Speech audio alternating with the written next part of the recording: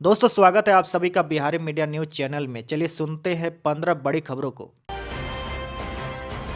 बड़ी खबर में देखिए 1932 में स्थापित रीगा चीन मिल की फिर से हुई शुरुआत। सीएम नीतीश कुमार ने किया उद्घाटन। जी हाँ, देखिए बिहार के मुख्यमंत्री नीतीश कुमार ने प्रगति यात्रा के पहले चरण में सीतामढ़ी में कई महत्वपूर्ण कार्यक्रमों में भाग लिया। रीगा में उन्होंने 4 साल से बंद पड़े चीनी मिल के दोंगा में एक रखकर पेराई सत्र का शुभारंभ किया। आपको बता दें कि रीगा का यह चीनी मिल यहाँ के किसानों की रीढ़ मानी जाती है। साल 1932 में इस चीनी मिल की स्थापना हुई थी। यह एक ऐतिहासिक चीनी मिल है और इसके दोबारा चालू होने से बिहार के 3 जिलों के किसानों को सीधा लाभ पहुंचेगा। सीतामढ़ी के अलावा मुजफ्फरपुर और शिवहर जिले के किसान इस मिल में लाभान्वित होंगे। बड़ी खबर में देखिए पटना में अब निजी वाहनों में सरकारी पोस्ट का नेम प्लेट लगाकर घूमे तो हो सकती है कानूनी कार्रवाई। ट्रैफिक एसपी ने दिया अभियान चलाने का निर्देश। पटना में निजी गाड़ियों में सरकारी नेम प्लेट लगाकर घूमने वालों के खिलाफ अब कानूनी कार्रवाई की जाएगी। इस बात की जानकारी पटना ट्रैफिक एसपी अपराजित लोहान ने दी है। उन्होंने बताया कि इसको लेकर अभियान भी चलाया जा रहा है। ट्रैफिक एसपी ने बताया कि क्रिसमस के दिन सघन वाहन चेकिंग अभियान चलाते हुए लगभग 50 वाहनों के ऑन द स्पॉट चालान काटे गए और आरोपियों पर एफआईआर दर्ज कार्रवाई की गई, जिसमें ड्रिंक एंड ड्राइव करने में मामले में कार्रवाई की गई है। साथ ही देखिए पटना ट्रैफिक एसपी ने कहा कि पटना में यह देखा जा रहा है कि कई लोगों द्वारा निजी वाहनों में भारत सरकार, बिहार सरकार और पुलिस का नेम प्लेट इस्तेमाल किया जाता है, जो कानूनन गलत है और इसमें प्राथमिकी का भी प्रावधान है। ऐसे नेम प्लेट का इस्तेमाल उन्हीं गाड़ियों में किया जा सकता है जिन्हें सरकार द्वारा उपलब्ध कराया गया है। क्रिसमस के दिन पुलिस चेकिंग के दौरान ऐसे 6 निजी गाड़ियों को पकड़ा गया जो सरकारी नेम प्लेट का प्रयोग कर रहे थे। पहले उन गाड़ियों के बारे में पता किया गया, फिर उन पर कार्रवाई भी की गई। साथ ही उन्होंने बताया कि 2 दिन में यातायात नियमों के उल्लंघन करने के मामले को लेकर ICCC द्वारा लगाए गए कैमरे मदद से 2400 वाहनों से 28 लाख सामान की राशि वसूली की गई है। बड़ी खबर में देखिए बिहार में आज से बदल जाएगा मौसम का रुख। IMD ने बारिश का जारी किया अलर्ट। बिहार में मौसम करवट लेने वाला है। मौसम विभाग ने राज्य के अधिकतर जिलों में 27 दिसंबर से बारिश की चेतावनी जारी की है। और पश्चिमी विक्षोभ के सक्रिय होने से राज्य में तापमान में भी गिरावट दर्ज की जाएगी और ठंड बढ़ने की संभावना है। वह देखिए मौसम विभाग ने राज्य के अधिकांश जिलों के 27 दिसंबर से बारिश का अलर्ट जारी किया है। इसके बाद न्यूनतम तापमान में तेजी से गिरावट दर्ज की जाएगी, जिससे राज्य में कड़ाके की ठंड भी पड़ने की संभावना है। मौसम विभाग के अनुसार 27 से 29 दिसंबर के बीच बक्सर, भोजपुर, रोहतास, भभुआ, औरंगाबाद, अरवल, पटना, गया, नालंदा, शेखपुरा, नवादा, बेगूसराय, लखीसराय और जहानाबाद जैसे जिलों में बारिश होने की संभावना है। वहीं अगले 5 दिनों तक उत्तर बिहार के जिलों में न्यूनतम तापमान 5 से 8 डिग्री सेल्सियस तक गिर सकता है। बिहार में मतदाता सूची का विशेष जांच अंतिम चरण में 6 जनवरी 2025 को होगा आखिरी लिस्ट का प्रकाशन। बिहार के 243 विधानसभा क्षेत्रों में मतदाता सूची के विशेष पुनरीक्षण का कार्य अपने अंतिम चरण में है। यह प्रक्रिया 29 अक्टूबर से शुरू हुई थी और इसमें मतदाताओं से संबंधित सभी सुधार कार्य पूरे किए जा रहे हैं। नाम जोड़ने, हटाने, त्रुटि सुधार और पता बदलने जैसे सभी आवेदन पत्रों का निष्पादन 1 जनवरी 2025 तक पूरा कर लिया जाएगा। 6 जनवरी 2025 को अंतिम मतदाता सूची का प्रकाशन किया जाएगा। मतदाता सूची को अपडेट करने के लिए बूथ लेवल ऑफिसर ने घर घर जाकर मतदाताओं की जानकारी इकट्ठा की है। BLO ने मतदाताओं की विवरण की जांच के साथ साथ बूथ का भी सत्यापन किया है। बड़ी खबर में देखिए 4 जनवरी को होने वाली परीक्षा में हंगामे को रोकने के लिए आयोग ने बदल लिया पूरा प्लान। जी देखिए 17वीं BPSC प्रारंभिक परीक्षा के रद्द हुए एकमात्र सेंटर बापू परीक्षा केंद्र से जुड़ी एक खबर है, जिसको लेकर बिहार लोक सेवा आयोग ने बड़ा फैसला लिया है। आयोग ने साफ कर दिया है कि रद्द परीक्षा को फिर से बापू परीक्षा केंद्र में नहीं कराया जाएगा। बता दें कि 13 दिसंबर को कुम्हरार स्थित बापू परीक्षा केंद्र में जिस तरह अभ्यर्थियों ने हंगामा किया था, उसके बाद आयोग फिर से ऐसी स्थिति उत्पन्न नहीं होने देना चाहता है। इसलिए आयोग ने 4 जनवरी को होने वाली परीक्षा को एकल पाले में पटना जिला स्थित विभिन्न केंद्रों पर करने का फैसला लिया गया है। यह परीक्षा मध्याह्न 12 बजे से अपराह्न 2 बजे तक किया जाएगा। बता दें कि बापू परीक्षा केंद्र पर जिन 12,000 अभ्यर्थियों के लिए दोबारा परीक्षा आयोजित की जा रही है, वह 27 दिसंबर से आयोग की वेबसाइट से एडमिट कार्ड डाउनलोड कर सकते हैं।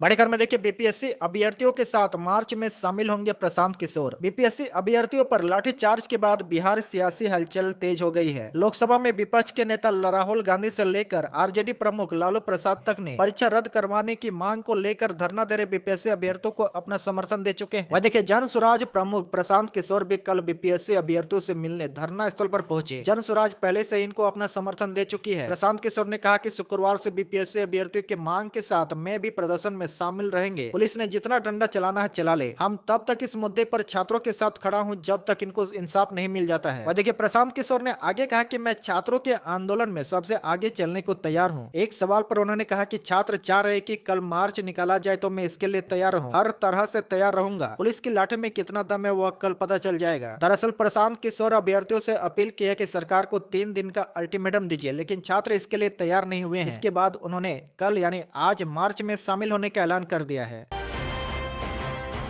बड़े खबर में देखिए बीपीएससी अभ्यर्थियों से मिलने पहुंचे गुरु रहमान, बोले हमारी सिर्फ एक मांग पुनर्परीक्षा। जी देखिए बिहार लोक सेवा आयोग की 70वीं संयुक्त प्रारंभिक परीक्षा रद्द करने की मांग पर अड़े अभ्यर्थियों का प्रदर्शन गुरुवार को 9वें दिन भी जारी रहा। बड़ी संख्या में अभ्यर्थी पटना के गर्दनी बाग धरना स्थल पर धरना पर बैठे हैं और प्रदर्शन कर रहे हैं। इसी बीच छात्रों के प्रदर्शन में साथ देने चर्चित शिक्षक गुरु रहमान भी पहुंचे। गुरु रहमान ने प्रदर्शनकारी छात्रों को हौसला बढ़ाया। उन्होंने पत्रकारों से चर्चा के दौरान कहा कि पुनर्परीक्षा के अलावा कोई दूसरी मांग नहीं है, अब सब छात्र और शिक्षक एक हो गए हैं। और देखिए गुरु रहमान ने बुधवार के पुलिस लाठीचार्ज की निंदा करते हुए कहा कि पुलिस ने जिस तरीके से लड़कियों को पीटा है वह गलत है और उसकी जांच होनी चाहिए। इससे पहले पीटी परीक्षा को रद्द करने की मांग को लेकर पटना के गर्दनी बाग धरना स्थल पर बैठे बीपीएससी अभ्यर्थियों का धैर्य बुधवार को जवाब दे गया था। वे अपनी मांगों को लेकर बीपीएससी कार्यालय का घेराव करने पहुंच गए थे, जहां पुलिस ने उनके ऊपर लाठीचार्ज कर दिया था।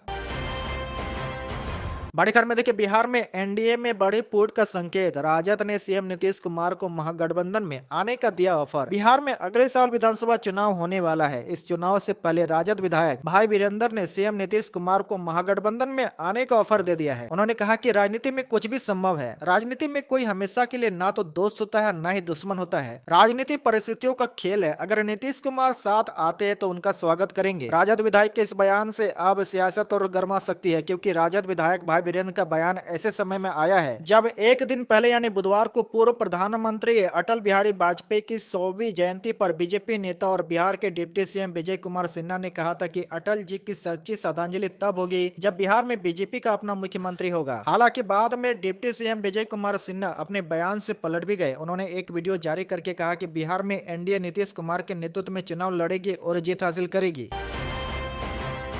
बड़ी खबर में देखिए जीतन राम मांझी ने किया दावा, आरजेडी के 12 नेता एनडीए के संपर्क में, वहीं कांग्रेस बोली अपने विधायक को बचाइए। केंद्रीय मंत्री जीतन राम मांझी ने गुरुवार को बड़ा दावा करते हुए कहा कि राजद के करीब 12 नेता एनडीए के घटक दलों के संपर्क में हैं। एनडीए में कोई मनमुटाव नहीं है। वहीं देखिए इसका जवाब देते हुए कांग्रेस प्रवक्ता ज्ञान रंजन ने कहा कि हम पार्टी के मुखिया जीतन राम मांझी की बातों को क्या सीरियसली, वो खुद कह चुके हैं कि जब वो सीएम थे तो उन्हें रबर स्टैंप जैसे यूज किया गया। ज्ञान रंजन ने कहा कि जीतन राम मांझी को अपने विधायक को बचाने पर ध्यान देना चाहिए। एनडीए के कई विधायक महागठबंधन के संपर्क में हैं। आने वाले दिनों में हमारी सरकार बनेगी। बड़े खबर में देखिए राजगीर में ड्रोन से होगी पर्यटकों की निगरानी, गलत पार्किंग की तो लगेगा इतना जुर्माना। बिहार के राजगीर में बढ़ते पर्यटक दबाव को देखते हुए वन विभाग ने एक महत्वपूर्ण कदम उठाया है। पर्यटक मैनेजमेंट व्यवस्था में काफी सुधार किया है। सबसे उल्लेखनीय परिवर्तन यह है कि अब पर्यटकों को रात 2 बजे से लाइन में खड़े होने की परेशानी से मुक्ति मिल जाएगी। इसके स्थान पर डिजिटल काउंटर और स्पष्ट घोषणा प्रणाली की स्थापना की गई है। टिकट व्यवस्था को और सुगम बनाने के लिए नेचर सफारी और जू सफारी की टिकटों की संख्या में वृद्धि कर दी गई है। साथ ही ऑनलाइन बुकिंग पोर्टल को भी अपग्रेड किया गया है। आपको बता दें कि सुरक्षा व्यवस्था को मजबूत करने के लिए ड्रोन कैमरों से अब निगरानी की जाएगी। वन विभाग के कर्मचारी सुबह 4 बजे से गेट पर मौजूद रहेंगे। यातायात व्यवस्था को सुदृढ़ करने के लिए और कई कदम उठाए गए हैं। अब अवैध पार्किंग पर कारों के लिए 2000 और बसों के लिए 3000 रुपये का जुर्माना निर्धारित किया गया है। बड़े खबर में देखिए 1 जनवरी से पीएमसीएच में किडनी मरीजों को राहत, फ्री में मिलेगी डायलिसिस की दवाएं। पटना मेडिकल कॉलेज अस्पताल में डायलिसिस कराने आ रहे मरीजों के लिए राहत भरी खबर है। अस्पताल प्रशासन की ओर से 1 जनवरी से डायलिसिस में इस्तेमाल होने वाली सभी दवाएं निःशुल्क प्रदान की जाएगी। अस्पताल प्रशासन मरीज के हित में अपने स्तर पर दवाओं की खरीदारी कर मरीजों को मुहैया कराने जा रहा है। इस संबंध में डॉक्टर IS ठाकुर ने बताया कि किडनी के मरीजों को हो रही परेशानी और उनको राहत देने के लिए यह कदम उठाया गया है। आपको बता दें कि डायलिसिस की दवाएं नहीं रहने की वजह से खासकर गरीब मरीजों को काफी परेशानियों का सामना करना पड़ता था। जानकारियों के अनुसार एक मरीज को 1500 से 1650 रुपए की दवाएं खरीदनी पड़ती है, जबकि पीएमसीएच में रोजाना 30 मरीजों को किडनी का डायलिसिस होता है। ऐसे में 30 मरीज यानी रोजाना 39,500 रुपए की दवाई खरीदनी पड़ती है। इस तरह से हर महीने करीब 900 मरीजों को 14,85,000 की दवाई खरीदनी पड़ती है। इस तरह से अगर संख्या जोड़ा जाए तो करीब 20 लाख रुपए से अधिक की दवाई हो जाती है। ऐसे में अब संस्थान प्रशासन की ओर से दवाइयों की सप्लाई होने से मरीजों को काफी राहत मिलेगी। बड़ी खबर में देखिए, बिहार के पहले न्यूक्लियर पावर प्लांट निर्माण की फिर जगी आस। सांसद ने एनटीपीएस के 3 सदस्य टीम के साथ किया निरीक्षण। नवादा के रजौली स्थित फुलवरिया डैम में पिछले 2 दशकों से परमाणु बिजली संयंत्र बनाने का प्रस्तावित है, लेकिन कभी भी इस योजना को कागजों से जमीन पर उतारा नहीं जा सका है। अब एक बार फिर संयंत्र के बनने की संभावना नजर आ रही है। दरअसल नवादा में गुरुवार को सांसद विवेक ठाकुर ने एनटीपीसी के 3 सदस्य टीम के साथ हरदिया स्थित फुलवरिया डैम का निरीक्षण करने पहुंचे थे। इसी दौरान सांसद विवेक ठाकुर ने बताया कि भारत का मिनी रत्न एनटीपीसी की 3 सदस्य टीम ने फुलवारा डैम से निर्माण होने वाले न्यूक्लियर पावर प्लांट का प्रथम दृष्टया अध्ययन करने आई है और न्यूक्लियर पावर प्लांट के निर्माण के लिए जो भी आवश्यक चीजें होगी उन सभी बिंदुओं का अध्ययन कर अपना रिपोर्ट सरकार को भेजेगी।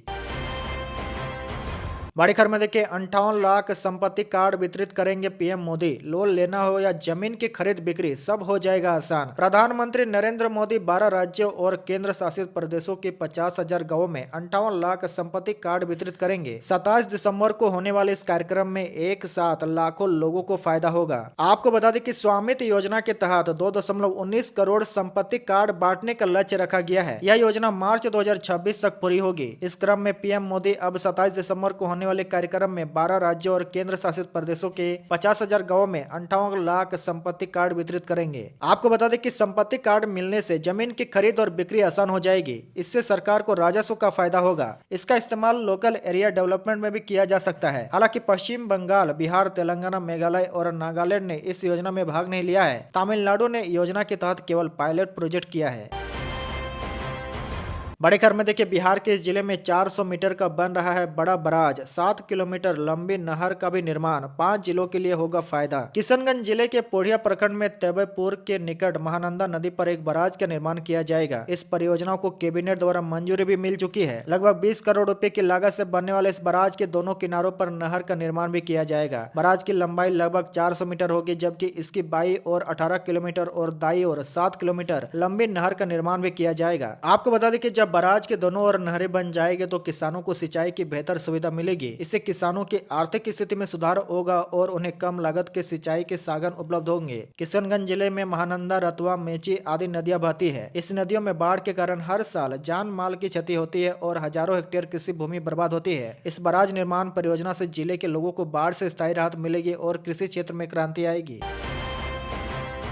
बड़ी खबर में देखिए, बिहार में चलेगी देश की पहली सोलर ट्रेन। मालदा जोन के जमालपुर में लगेगा प्लांट। भारतीय रेलवे भविष्य में ट्रेनों को सौर ऊर्जा से संचालित करने की तैयारी कर रहा है। बिहार से इसकी शुरुआत करने की योजना पर काम शुरू हो चुका है। इसके लिए रेलवे खाली पड़े जमीनों पर सोलर पैनल लगाएगा। आपको बता दें कि भारतीय रेलवे ने पूर्व रेलवे के तहत जमालपुर को सौर ऊर्जा उत्पादन का प्रमुख केंद्र बनाने की योजना बनाई है। यह खाली जमीनों पर सोलर प्लांट बनाए जाएंगे, जिनका संचालन और रखरखाव रेल इंजन कारखाना प्रशासन द्वारा किया जाएगा।